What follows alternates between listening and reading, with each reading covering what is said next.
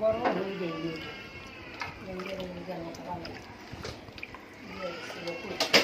দেখছে কেমনি পানি গরম করতে এসেছিল একদিন কাম করেছিল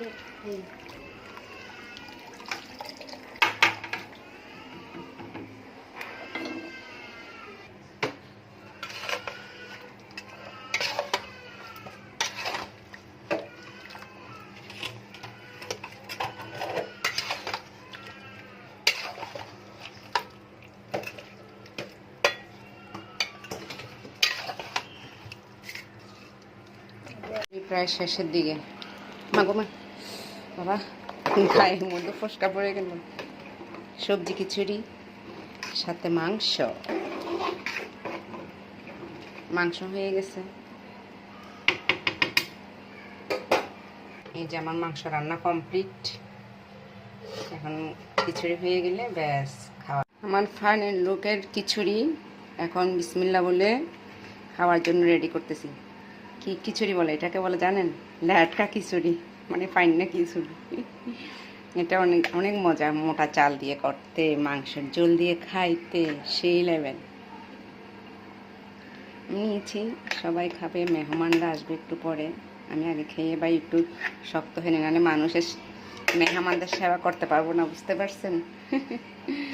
যার জন্য আগে ওয়াও সেই লেভেলের হয়েছে। এখন নিব মাংস। বিসমিল্লাহির রহমানির রহিম। প্রথমেই শুরুতে ঝোল নিব। এই খিচুড়িটা ঝোল দিয়ে বেশি মজা।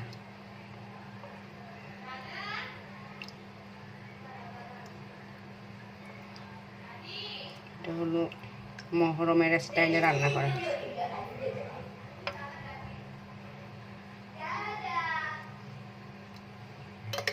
কালারটা অনেক মজা, কালারটা অনেক সুন্দর হয়েছে, খাবারটা মজা হয়েছে।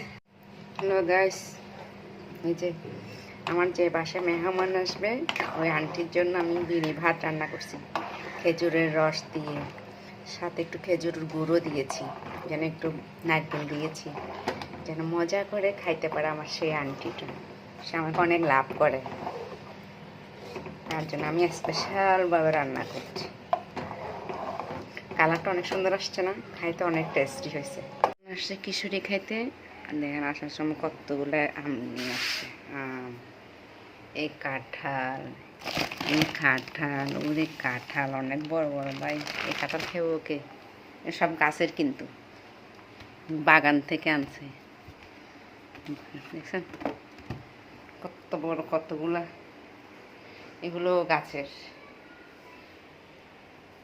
এগুলো আসছে হলো বিক্রমপুর থেকে।